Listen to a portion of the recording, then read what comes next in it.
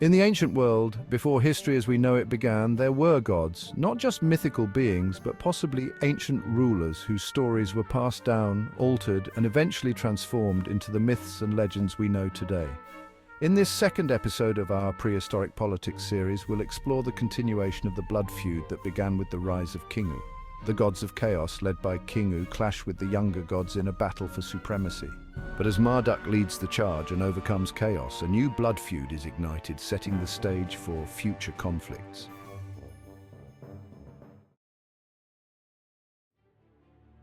Have you ever heard of euhemerism? It's an approach to mythology that suggests myths are based on real historical events or figures, but as these stories are retold, they become exaggerated, embellished, and shaped by cultural influences. Named after the Greek mythographer Euhemerus, who lived in the late 4th century BCE, this concept allows us to view the gods of mythology and religion as historical rulers, leaders of early society who over time became the legendary figures of lore. In this series, we use euhemerism to unlock the secrets of the earliest known mythological texts, treating them as distorted memories of real events that sparked the birth of civilization. In our last episode, we saw how Apsu's royal family was torn apart by jealousy, paranoia, and a deadly father-son conflict. Apsu was assassinated, setting off a bitter feud between his sons, Lamu and Kingu. Now we pick up the story as Kingu rises to power, leading to a climactic war between the forces of chaos and the younger gods.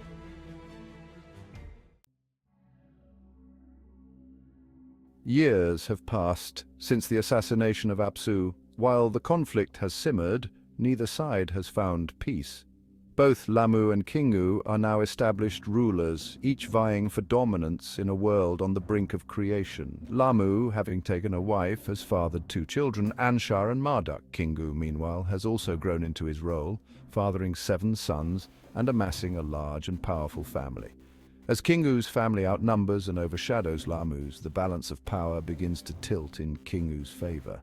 With Tiamat and her loyal retainers by his side, Kingu represents the looming threat of chaos, a force that could once again engulf the world and destroy the fragile order that Lamu has worked so hard to establish. The tension between the 2 factions grows, setting the stage for an inevitable confrontation.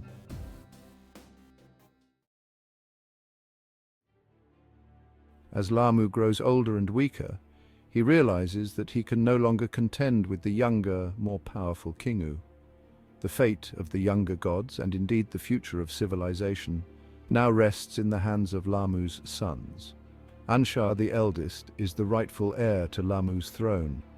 But when the time comes to challenge Kingu, Anshar hesitates, paralyzed by fear. It is Marduk, the younger son, who steps forward, eager to prove himself. He offers to lead the battle against Kingu and the forces of chaos, but he has one condition. If he is successful, he will be crowned king instead of Anshar. Although Anshar opposes this demand, the majority agree to Marduk's terms, recognizing the need for a strong and decisive leader. Lamu, seeing no other option, bestows upon Marduk the royal insignia, the scepter, the throne, and the ring. He also arms Marduk with powerful weapons, including a protective war garment, a short mace, and a net. But the most formidable of these is a bronze-tipped throwing spear, crafted from the finest materials. This weapon, later known as the Imkulu, or Evil Wind, would become legendary in the stories that followed. With the royal insignia and the weaponry of his father, the Lord of the Holy Mound, Marduk is ready for battle. The fate of the gods and the future of the world now rests on his shoulders.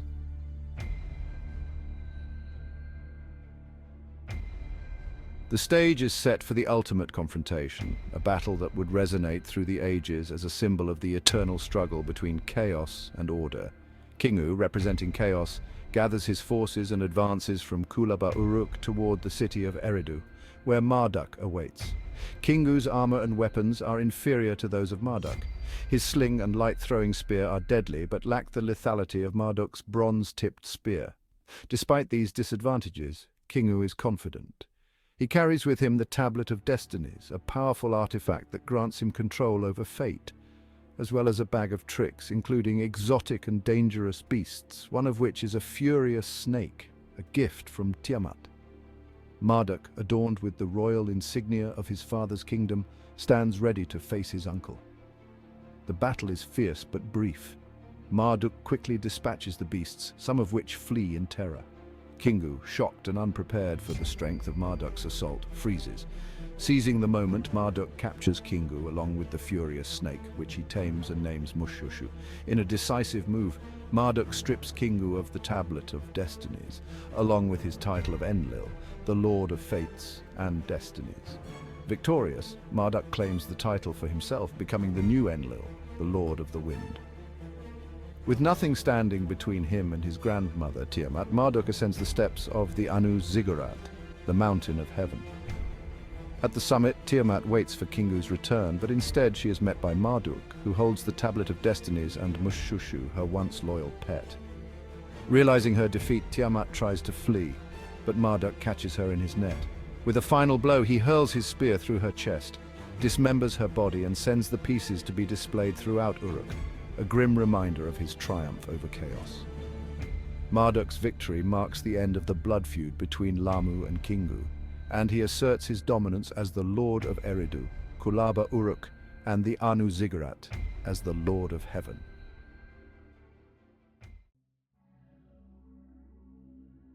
With Kingu defeated and Tiamat slain, the blood feud between brothers seems to have come to an end. Lamu and his family are safe, while Kingu and his followers are imprisoned.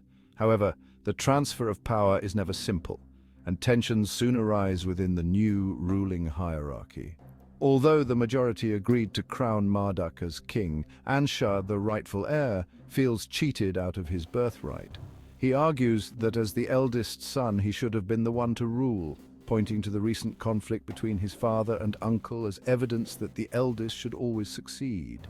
Lamu, recognizing the potential for another blood feud, carefully weighs his options. In an attempt to appease both of his sons, he proposes a compromise. Marduk, who now holds the powers of Anuti, Enlilship, and Enkiship, is asked to relinquish the titles of Anuti and Enlilship. Marduk agrees, and the title of Enlil, equivalent to King of Kings, is given to Anshar. Lamu retains the power of Anuti and is now referred to as Anunu, while Marduk continues as Enki, the Lord of the Earth. Despite this compromise, the seeds of discord have been sown. Marduk feels robbed of his right to rule, while Anshar remains resentful of the power Marduk has gained. The end of one blood feud only marks the beginning of another as the struggle for power and dominance continues among the gods.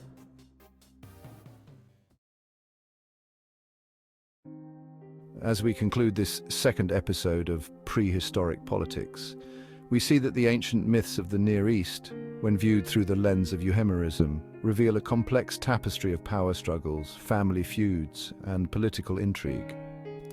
The gods of these stories were not just mythical beings, but perhaps real rulers whose actions shaped the earliest days of civilization.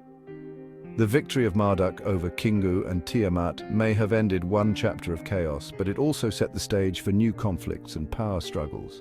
The curse of the blood feud continues to haunt the gods, as each generation faces the same challenges of ambition, rivalry, and the quest for supremacy. In our next episode, we'll delve deeper into the aftermath of Marduk's rise to power and explore how these ancient stories continue to influence our understanding of history, mythology, and the human condition. Thank you for joining us on this journey into the ancient past.